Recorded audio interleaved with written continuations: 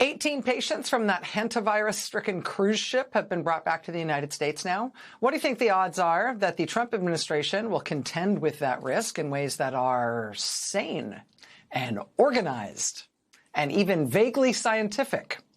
This is the Trump administration that fired thousands of scientists from the CDC, scientists in particular who work on infectious diseases and all sorts of global health concerns.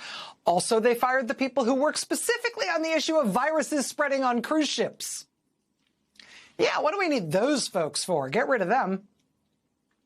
It would usually be the CDC that would be the lead agency in the whole world on a crisis like this.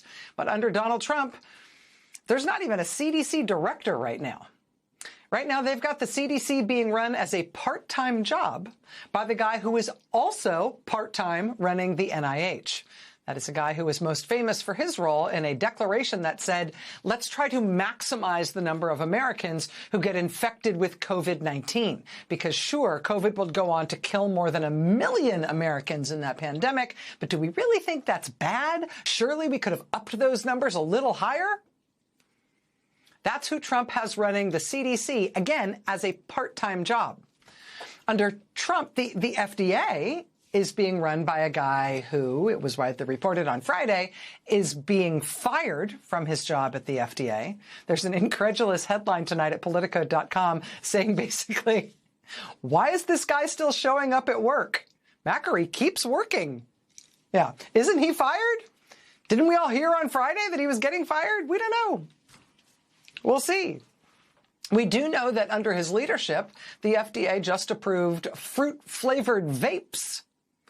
Because who among us does not want to make America healthy again by starting a maximum number of middle school boys and girls on grape-flavored e-cigarette megadose of nicotine bombs? Maha. Under Donald Trump, the U.S. government's health agencies are also leaning in on tanning beds for kids. Seriously, for kids, so your kid can have healthy-looking skin like HHS Secretary Robert F. Kennedy Jr.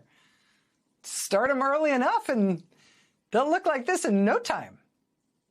Pass the vape. But don't worry, Trump has just nominated yet another person for Surgeon General. This will be his third Surgeon General nominee. Neither of the first two have panned out. The last one he nominated, turns out, didn't have a medical license. The one before that said she was a graduate of the medical school of the University of Arkansas, but it turns out she was not at all a graduate of the University of Arkansas Medical School. This latest one he's nominated is a Fox News personality who sells tinctures on Instagram. And what she says are, quote, powerful physician-formulated aphrodisiacs.